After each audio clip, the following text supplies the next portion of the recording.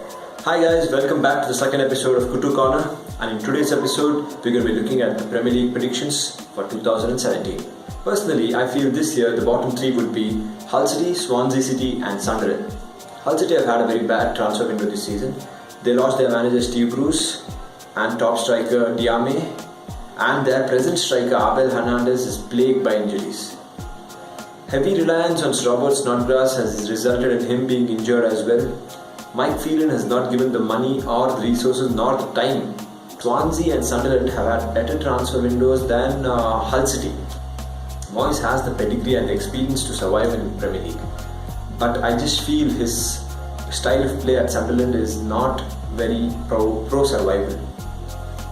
I just feel they'll be relegated due to injuries to their top players like Ali Chibe and Defoe maybe. And they just lack the midfield to survive in the Premier League, to fight for their survival. And most importantly, they lack a manager who has a plan B.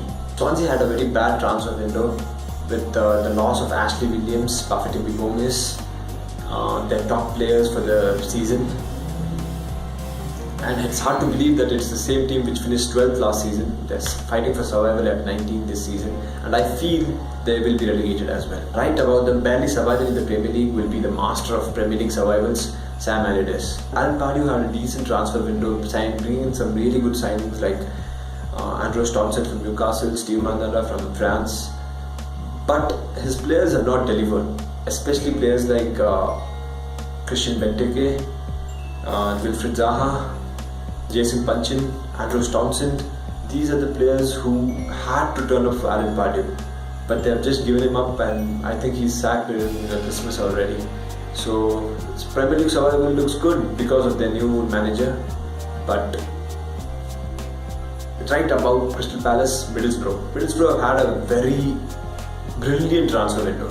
They've gotten some top talents like Alvaro Negredo, Adama Traore, Victor Fisher, Victor Valdez and many other top talents, but Karanka has failed to put them all in the system and make the system work. Right above them is probably the last place you'll find a Premier League champion. Leicester City have lost it this year. Losing N'Golo Kante during the transfer window has resulted in them falling right down from 1st position to 15th position right now. Players like Mahrez and Wadi have to step up and prove that they are not one-season wonders. Hoping to see the magic of Mahrez and Wadi back in action in the Premier League. We've been missing it. Watford had a new manager for the season, Mazzari. He's failed to bring out the best in his strikers Eden Igalo and Troy Deeney.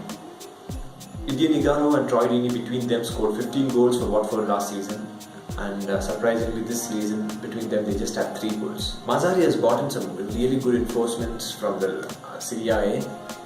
Players like Roberto Pereira and Zuniga were top talents of the Serie A, and they are still finding their step in the Premier League. Maybe the Serie A is competitive enough, but it's not up to the speed of Premier League yet.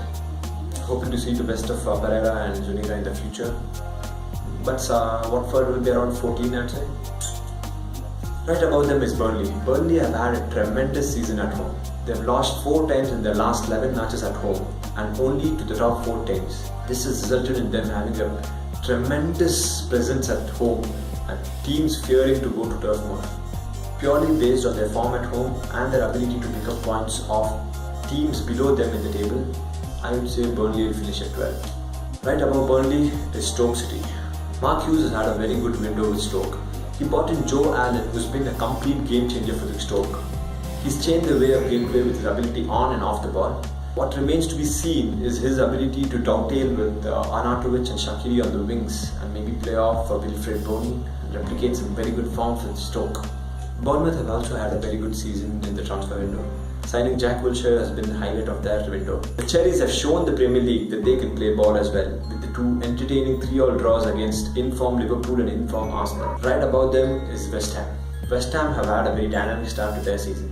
The move to the new Olympic Stadium, trying to hold on to Dimitri Payet, the failed bid for Carlos Bacca, and all this coupled with the long-term injuries to a few players like Creswell and Andy Carey has resulted in them being dragged down to the middle half of the table. They'll finish 10th. West Brom. Classic Tony Pulis management. Tony Pulis has stamped his authority on West Brom. He's brought in his signature experience at the back, defensive style, tall striker, long ball forward, attacking play, and stability in the midfield with a lot of energy. They've had decent signings with Matt Phillips and Nasser Chadli, particularly the former lighting the Premier League up on the left wing of West Brom. Next up is Everton. Ronald Koeman has probably had one of the best Premier League transfer windows. He's brought in 3 integral players to his team: Ashley Williams, Idris Gueye, and Yannick Bolasie. Of course, it's unfortunately they've lost Yannick Bolasie to a long-term injury, but Idris Gueye at the base of the midfield and Ashley Williams at the centre of the defence have been rock solid for the Koeman boys. It remains to be seen whether Ronald Koeman can get the best out of Romelu Lukaku and Ross Barkley. They have been as inconsistent as they have been all through their career, proving the fact that his asking price of 50 million for Romelu Lukaku is not worth it at all. Right above them is Southampton. Every year, first team players leave, academy players leave, managers leave, but yet Southampton keeps coming back and keeps showing us that they can continually produce new and exciting talent from their academy. Kudos to the St. Mary's. Paul had his work sorted out when he signed for Southampton.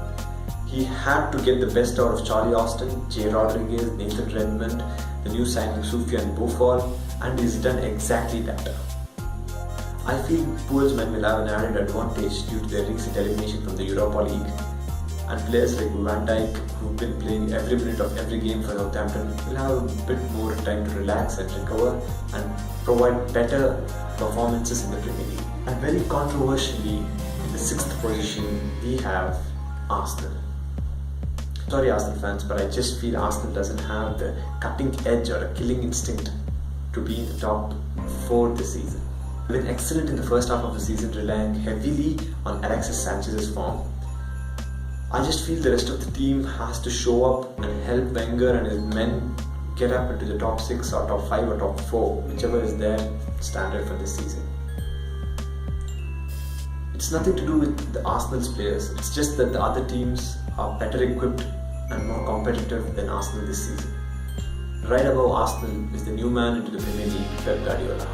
Guardiola's failure to bring in any defensive reinforcements for the aging company, Kolarov, Bakrisania and Zabaleta has resulted in Premier League teams exploiting them on the break. John Stones is a good buy, but not for the present. He's for a long haul. Right above Manchester City will finish Tottenham Hotspurs. Pochettino's men have had a very slow start to their season, still hungover from the last season's debacle. Ali and Harry Kane are finding form at the crucial stage of the season. Victor Wanyama is finding his feet at the base of the Tottenham midfield. Boasting of arguably the best fullbacks in the league, Danny Rose and Kyle Walker, I see Pochettino's men finishing 4th. This season, the Premier League has been as competitive as it can be.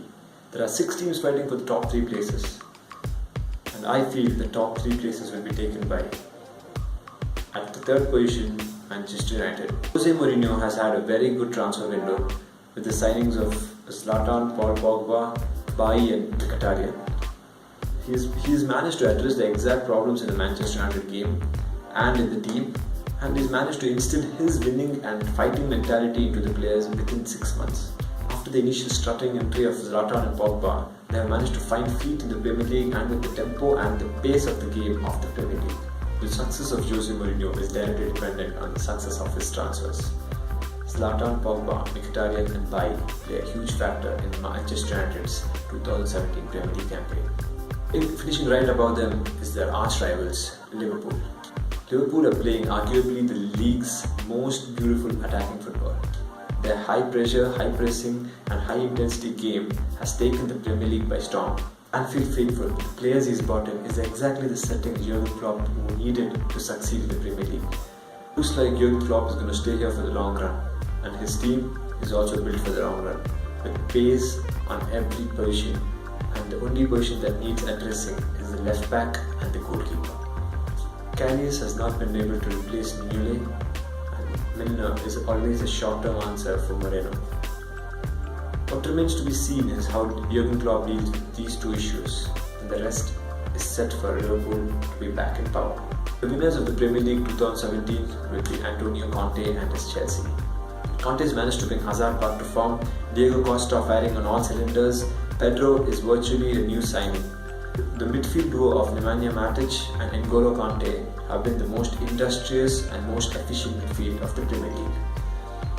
When David Luiz re-signed for Chelsea, everybody said he was the most indisciplined player under the most disciplined manager. But turns out he's the best defender of the league.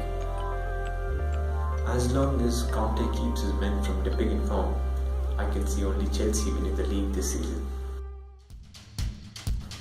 After the Premier League standings, I would like to announce a few players who have performed exceptionally well in the half-season. Player of the half-season, Eden Hazard. Player of the half-season, my choice, Virgil van Dijk of Southampton. Best transfer of the season, Paul Pogba of Manchester United. Worst transfer of season, John Stones at Manchester City. Manager of the season, unanimous, Antonio Conte.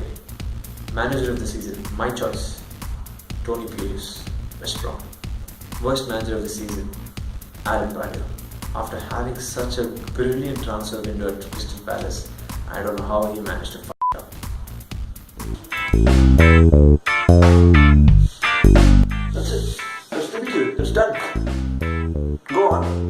Go on, like it, share it, and yeah, don't forget to subscribe to the channel.